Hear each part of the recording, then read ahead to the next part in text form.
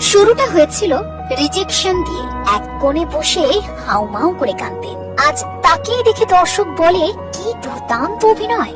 এই অভিনেত্রীর জীবনের শুরুটা কিন্তু মোটেও সহজ ছিল না। কথা হচ্ছে টলিউডের জনপ্রিয় মুখ অন্বেষা হাজরাকে নিয়ে। জানেন, বর্ধমানের এই মেয়েটা একসময় স্বপ্ন দেখতেন শুধু একটাই, উচ্চ মাধ্যমিকে ভালো রেজাল্ট করেন দেবের জন্য। ভাবতেন ভালো রেজাল্ট হলে কলকাতার কলেজে ভর্তি হওয়া যাবে, আর কলকাতায় এসেই দেবকে বিয়ে করবেন। শুনতে মিষ্টি লাগলেও তখন সেটা ছিল এক কিশোরীর বড় স্বপ্ন।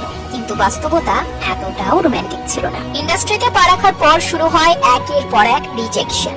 কেউই প্রথম দেখাতেই পছন্দ করেনি। কষ্ট হয়েছে, ভেঙে পড়েছেন, প্রচুর কেঁদেওছেন, কিন্তু একটা জিনিস কখনো করেননি, নিজেকে দোষারোপ করে থেমে যাননি।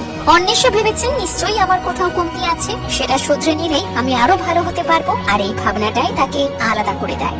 যোগমায়া দেবী কলেজ থেকে সাইকোলজি নিয়ে পড়াশোনা, তারপর ধীরে ধীরে কাজল লতা, বৃদ্ধাশ্রম, চুনি পান্না, ঠাকুমার ঝুলি, জয় কালী, কলকাতা ওয়ালি। এক একটা করে চরিত্র আর এক একটা করে ধাপ। এই পথ যদি না শেষ হয় উর্মি, তাকে পৌঁছে দেয় ঘরে ঘরে। আর এখন আনন্দী। প্রায় 8 বছরের লড়াইয়ের পর আজ তিনি টলিউডের পরিচিত মুখ। শুধু অভিনয় নয়, নিজের স্বভাব, ব্যবহার এবং মাটিতে পা রেখে চলার জন্য অন্বেষা আজ দর্শকের কাছে ভীষণ প্রিয়। কিন্তু টলিপাড়ায় একটাই প্রশ্ন প্রায়ই ঘোরে, অন্বেষার মনের মানুষকে।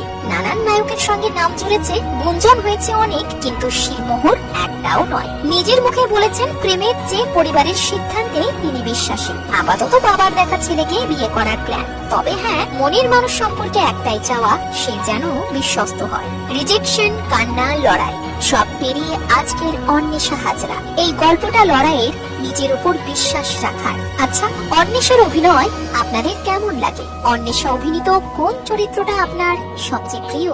লিখে ফেলুন কমেন্টে।